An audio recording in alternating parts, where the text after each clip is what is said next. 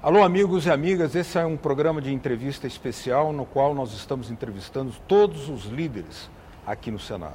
E a nossa entrevista de hoje é com o líder do governo aqui no Senado Federal, o senador Eduardo Braga, do PMDB do Amazonas, a quem dou as boas-vindas. Eu que agradeço.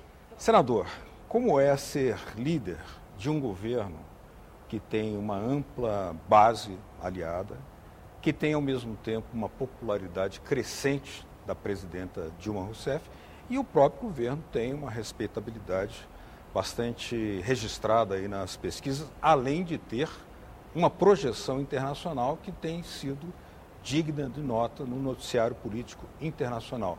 Como é que é a sua tarefa nisso? É um desafio, a tarefa é grande, é muito trabalho e, acima de tudo, é preciso compreender que tudo isso que você acabou de relatar é fruto de uma compreensão que a presidenta tem da transformação por que passa o nosso país e o povo brasileiro. O Brasil tem sofrido uma transformação econômica, todos sabemos, já somos a 6ª economia e alguns dizem que até o final do ano que vem já seremos a 5ª economia do mundo, mas temos também uma mobilidade social em que muitos brasileiros estão evoluindo de classe, não só econômica, mas também de classe social, com mais acesso à informação, mais acesso à educação, portanto, com uma sociedade mais complexa, com demandas mais aprimoradas, que exigem do governo, portanto, uma resposta num outro patamar. E a base aliada do governo também com um novo posicionamento. Daí entendermos que novas práticas, novas posições, novas relações entre a sociedade, o parlamento, o governo e o Estado Democrático de Direito é fundamental para que o governo possa continuar tendo a aprovação que tem e para que a presidenta possa continuar sendo aprovada crescentemente pela opinião pública. Qualquer governo com essa natureza de ter uma base apoiada em partidos com projetos políticos muito amplos, muitas vezes variados, diversificados, exige uma arquitetura, uma habilidade política e que tem sido posta em xeque a cada momento. O senhor não está há muito tempo nessa função, a mídia apelidou, chamou de uma crise política da base aliada há algum tempo atrás, até quando o senhor entrou nessa função. Como é que o senhor encara essa função de conciliar pautas programáticas de uma base aliada que, pelo histórico desses partidos, claro que conjugam e combinam em alguma coisa, apoiar este governo, mas ao mesmo tempo mantêm as suas especificidades, às vezes bastante conflitantes. Você disse bem, quer dizer, é preciso ter uma arquitetura para poder desempenhar esse papel. Via de regra, os arquitetos fazem os projetos, mas são os engenheiros que constroem. Eu sou engenheiro, portanto, creio que essa arquitetura estabelecida pela nossa presidenta, pela ministra Ideli, que é responsável pela interlocução institucional, pela ministra-chefa da Casa Civil e, acima de tudo, pelo povo brasileiro, que foi às urnas e aprovou o governo do presidente Lula e elegeu a presidenta Dilma de forma esmagadoramente majoritária, estabeleceram uma arquitetura de um país que nós estamos construindo. Não é? E eu me coloco na posição do engenheiro construtor, que ao lado de muitos obreiros, de muitos trabalhadores, estamos ajudando a realizar esse projeto. É um projeto que é difícil? É. É um projeto que é desafiador? É. Mas é um projeto que vale a pena. Por que vale a pena? Porque nós estamos fazendo o Brasil crescer, mesmo diante de uma crise econômica mundial. Estamos fazendo com que o Brasil tenha transferência de renda, mesmo diante de um momento difícil porque passa a Europa, Estados Unidos e boa parte dos países ricos, né? E, ao mesmo tempo, estamos melhorando e aprimorando políticas públicas. Alguém há de perguntar, mas então está tudo bem no Brasil? É claro que não. Tem muita coisa para ser feita. Nós precisamos resolver nossos problemas de infraestrutura, nós precisamos estar cada vez mais aprendendo a desafiar um mundo cada vez mais competitivo. não é? Veja agora a questão da guerra dos portos, a questão da guerra fiscal, que está aí a pressionar os empregos de brasileiros e gerando emprego na China, em cima do mercado brasileiro, em cima do mercado doméstico. Quando nós compramos um carro fabricado na Coreia, ou fabricado na China, ou fabricado na Alemanha, ou fabricado no Japão, ou fabricado aonde quer que seja, nós estamos deixando de gerar um emprego aqui no Brasil de alguém que produziria esse carro para vender para o mercado doméstico. Eles protegem os seus mercados. Os nossos produtos não invadem a China, não invadem os Estados Unidos, porque eles criam as suas barreiras. Não é justo que nós não possamos, portanto, estabelecer não as barreiras, mas regras para que eles possam entrar no país, e regras essas que possam incluir cada vez mais brasileiros trabalhando com essas empresas, fazendo produtos, construindo uma nova plataforma de ciência, tecnologia, inovação, para que o Brasil possa se transformar cada vez mais num país de ponta, aonde as futuras gerações vão se preparar para o futuro. É assim que a gente vê o desafio da missão que foi conferida pela presidenta Dilma, para que nós possamos aqui no Senado contribuir com essa engenharia de um projeto cuja arquitetura foi sofisticada, complexa, mas foi feita pelo povo brasileiro, junto com o presidente Lula, junto com a presidenta Dilma e com um exército de milhões de brasileiros anônimos que foram às urnas e elegeram a continuidade desse projeto. O senhor já discorreu sobre a guerra fiscal, a guerra dos portos, mas talvez anteceda a essas duas guerras, que são muito graves e preocupantes, uma outra que tem uma magnitude maior ainda, que é a guerra cambial, a qual a presidenta Dilma, tanto em Nova Delhi, na reunião dos BRICS, como também agora em Washington, em reunião com o presidente Barack Obama, se referiu de maneira muito contundente.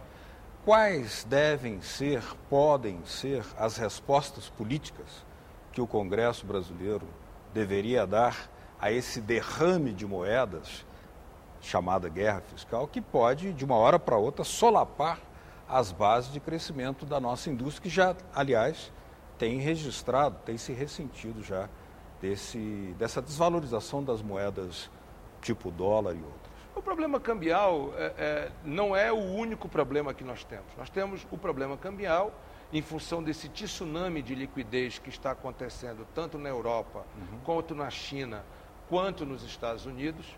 Veja, antigamente, quando você tinha uma crise econômica, o FMI tinha um cardápio que ele ficava tirando cópia e reproduzindo mundo afora. Isso não deu mais certo.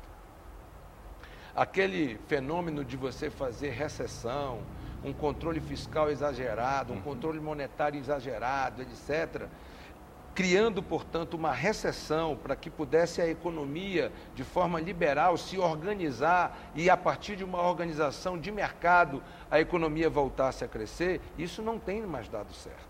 Tanto é assim que países como o Brasil, que aplicaram medidas heterodoxas com transferência de renda, com mudanças no nosso controle financeiro, com o PROER, que foi inclusive no governo do Fernando Henrique.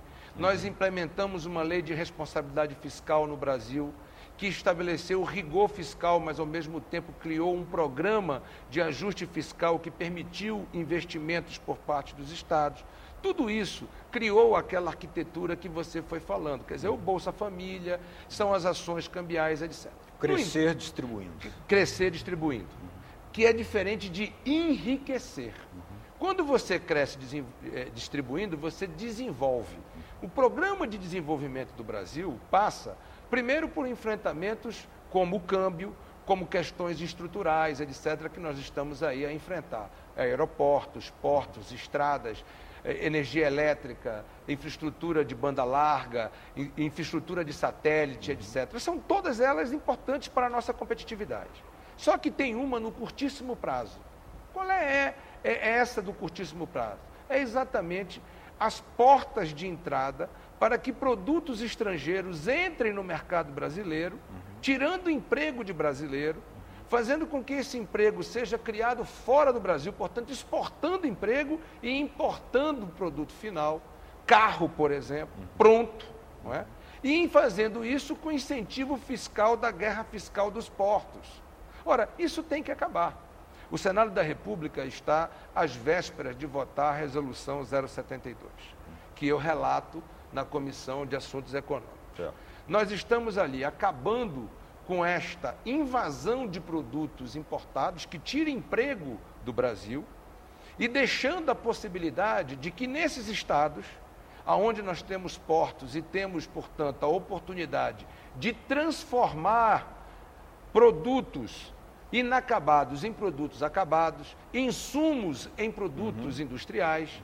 Então, nós estamos criando pequenos mecanismos que são importantíssimos para gerar atividades econômicas e criando uma engenharia de unificar, padronizar para os produtos importados, não é? Uma taxa, uma alíquota de ICMS interestadual em 4%.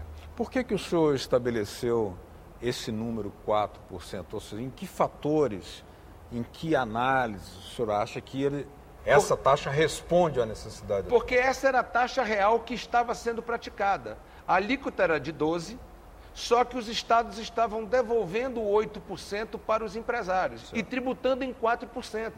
Portanto, a alíquota de 4%, ela é neutra. O que você está tirando é um incentivo fiscal absolutamente injusto, que desemprega no Brasil, que abre a porta da indústria estrangeira em produtos finais para o Brasil, que eram os 8% que ele se creditava sem ter pago o imposto. Certo. Por isso ficou 4% e não 0%, como a proposta inicial do senador Romero Jucá, que é o autor do PLRS, que trata da questão do ICMS interestadual. Ele propunha 0% de ICMS interestadual para os importados. Nós apresentamos um substitutivo, trazendo isso para 4%, portanto, zerando as perdas tributárias dos estados importadores hoje, fazendo com que eles possam continuar importando. E mais do que isso, criando um mecanismo que transforma o insumo em bem final com incentivo fiscal. Alguns estados, por exemplo, Santa Catarina, importa cobre do Chile. Nós não somos produtores de cobre, nós não temos entre as nossas reservas minerais cobre, nós somos importador de cobre. Nós recebemos o cobre in natura e transformamos isso em fio elétrico de cobre. Ora, ao agregar mão de obra, PIB, a atividade econômica a esse cobre, nós vamos dar os incentivos fiscais. Portanto, quem agregar acima de 40%, né? Ou seja, 60% de produto nacional e 40% de produto importado, terá os benefícios fiscais. Quem agregar abaixo disso, não terá os benefícios fiscais. Essa é uma lógica que gera emprego no Brasil, não permite a perda de competitividade ou a desindustrialização nacional e, ao mesmo tempo, reequilibra o pacto federativo entre os estados brasileiros. Portanto, é uma atitude que o Brasil está fazendo e, ao mesmo tempo, o governo federal, atento aos problemas dos estados e dos municípios, porque não é apenas a questão da indústria, não é apenas a questão do trabalhador, tem também a questão do equilíbrio fiscal dos estados, tem a questão do equilíbrio fiscal dos municípios. Nós estamos estabelecendo para que isto possa acontecer só a partir de janeiro de 2011. Ora, janeiro de 2013, não é? Portanto, nós estamos dando todo o ano de 2012 para a transição dessa regra que hoje existe para uma nova regra.